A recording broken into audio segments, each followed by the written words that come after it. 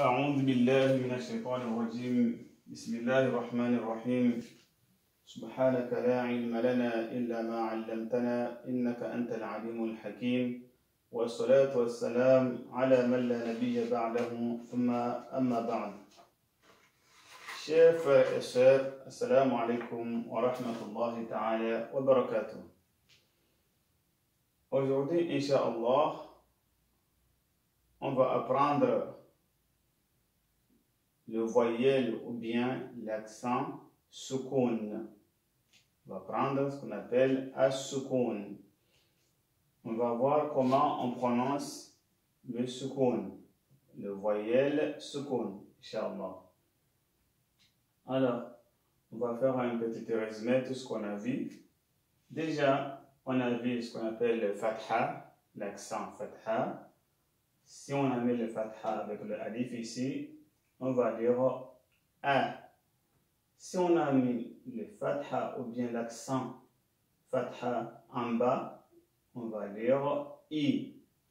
Alors, si on a mis le dhamma, on a pris déjà le dhamma, on a dit ça c'est le dhamma.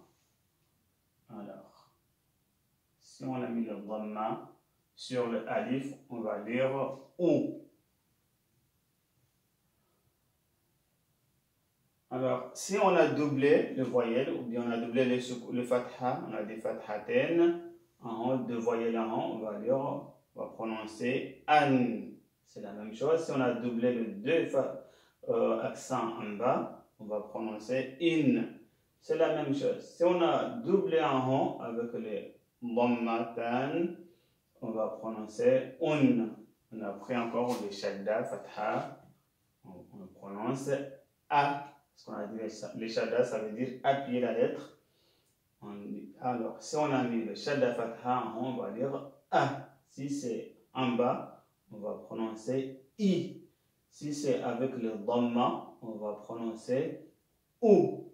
Aujourd'hui, Inch'Allah, on va faire ce qu'on appelle la soukoun.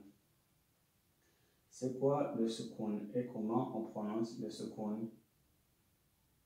Le soukoun, c'est comme on fait une petite pause, d'accord? Alors, on prononce la lettre comme ça, exemple E, B, ça c'est ce qu'on appelle le soukoun. Ça veut dire, il y a différence entre le fatha, le kasr, le dhamma. Chaque lettre a sa manière de prononciation. Alors, le soukoun, on va voir comment on prononce le soukoun. Avant de commencer, on va lire comme d'habitude. On commence avec le Bismillah. Alors, on commence. Répétez avec moi. Bismillah Rahman Rahim. Bismillah Rahman Rahim. Alors, je vais vous signaler encore une fois que on peut lire le alif avec le soukoun, comme ça. On peut dire alif, soukoun, E, B, soukoun, B, T, soukoun, T, C, soukoun, C. Ou bien, on peut lire avec la manière que je préfère de lire directement. On peut lire directement E, B, T, C, J, H, Kh, D, Z, R, Z, S, Sh, S, L, T, V, An, R, F, O, Q, L, M, N, O, H, Y.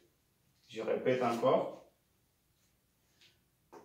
E, B, T, C, J, H, Kh, D, Z, R, Z, S, ch, so, lo, to, vo, an, ro, f, o, que, le, n,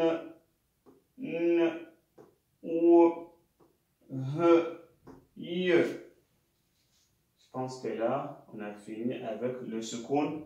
Par contre, je vais vous signaler que dans le Coran ou bien dans la lecture arabe, vous allez trouver le soukoun, soit c'est fermé, soit c'est ouvert. Alors, ça c'est soukoun, ça c'est soukoun, c'est la même chose. Il ne faut pas se compliquer, il ne faut pas dire pourquoi il est ouvert, pourquoi il est fermé. Alors, la plupart du Coran, vous allez trouver, soit c'est comme ça, ou bien vous allez trouver, c'est fermé. Alors, ça c'est E. Si c'est écrit encore avec le soukoun ouvert, c'est la même chose, c'est E. Alors, c'est pour ça que j'ai mélangé pour vous montrer que c'est la même et c'est la même prononciation. Alors, je vous souhaite une bonne révision. On se reverra, Inch'Allah, avec une autre leçon. Assalamu alaikum wa rahmatullahi ta'ala wa barakatuh.